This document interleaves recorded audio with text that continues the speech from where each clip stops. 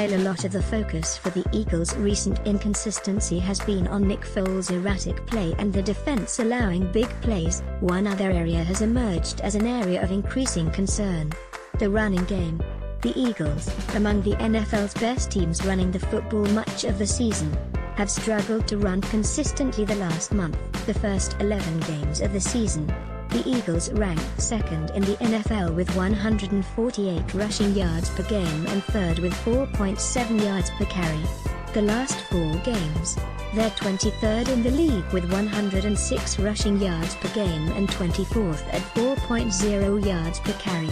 That's a huge drop-off. In the running game, there's still a lot of positive signs, offensive coordinator Frank Reich said Wednesday morning. It tends to come and go in waves. We're still extremely confident in the schemes and the players getting it done. We feel like we've made good progress, always trying to find new ways and creative ways to put our players in position, and that's our job as coaches, and we'll just continue to do that. On Monday night, the Eagles started out strong, with 53 rushing yards on 12 carries in the first quarter. The rest of the game? They were 9 for 25. Whenever it's stalling, it's easy to get away from it as a play caller, I think, Jason Kelce said. We just have to do a better job executing, that's what it comes down to.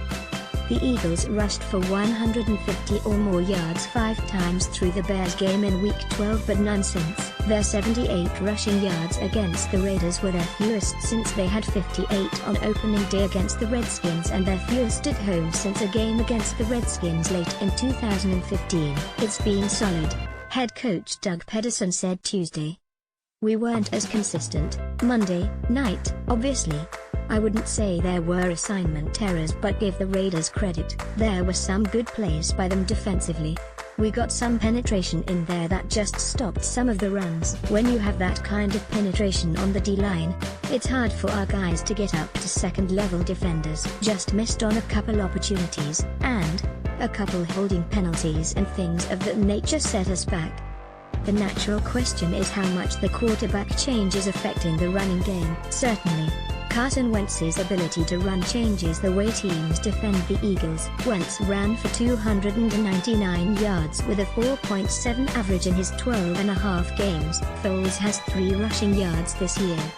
But Pederson said the Eagles are still seeing the same concepts defensively. We're still seeing 7 and 8 man boxes, just like we did with Carson in there, he said. With the ability of the RPOs, run-pass options, you're going to have an 8-man box with safeties and things of that nature. We're still seeing it even with Nick. The run game, defensively, we're not seeing anything real dramatically different between the two.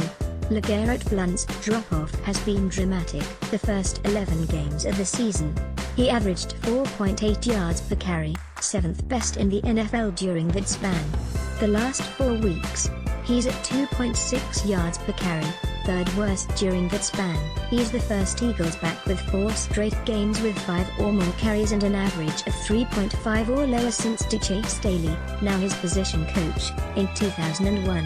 But Pederson said he doesn't see any difference in Blount and doesn't plan on changing the rotation the Eagles have used all year. I'm not seeing that, he said.